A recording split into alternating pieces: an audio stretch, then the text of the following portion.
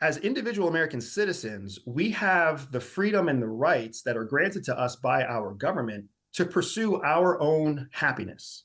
But that doesn't mean that we can pursue our happiness at the cost of our neighbor's happiness. Mm. That's where the law comes into play, right? That's where our legalistic nature, our structure as a society is built upon. It's built upon my being happy does not cost David Pakman's being happy. We have to find a way to coexist and work together.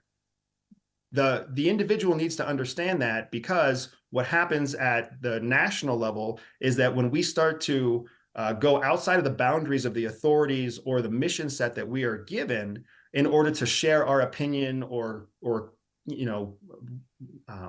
irritate some existing challenge, like a political challenge. When you see CIA come out and comment on Donald Trump, that's not their role. That's FBI's role. FBI is supposed to investigate, right? You see the same thing when you see the constant back and forth threats of impeachment or the ousting of the House, the Speaker of the House, like attempted ousting of the Speaker of the House, like you're seeing here in Congress. Like, this is not your primary job. Your primary job is to keep the American people safe by protecting American national security interests and making sure our society as a whole gets stronger, not undermine the purpose and intent of your office that ultimately weakens our societal standing. If you were to put a partisan filter over intelligence agencies generically, or if you want to just focus on CIA, we can.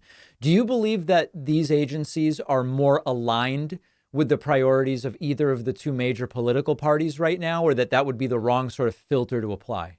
The filter is always changing. You are 100% right by applying a filter, because you have to understand that the CIA and the FBI and the intelligence community serves at the behest of the executive branch. Mm-hmm. The executive branch is headed by the president. He is the chief, or she is the chief executive. So whenever the president changes, they change all of their leadership, which means the heads of each of these IC or intelligence community partners is always at risk of being replaced or changed. And then whoever is replaced is obviously one who is sympathetic towards the party of the ruling executive. So you see this constant rotation, then it filters down and down further and further. And if you consider presidents that run multiple terms, which is until recently, that was fairly common, you would have these 8-year stints where we'd have an 8-year conservative president, an 8-year progressive president. So over the course of those 8 years, multiple offices within the organizations, within the intelligence organizations, would then change to become sympathetic towards that ruling party.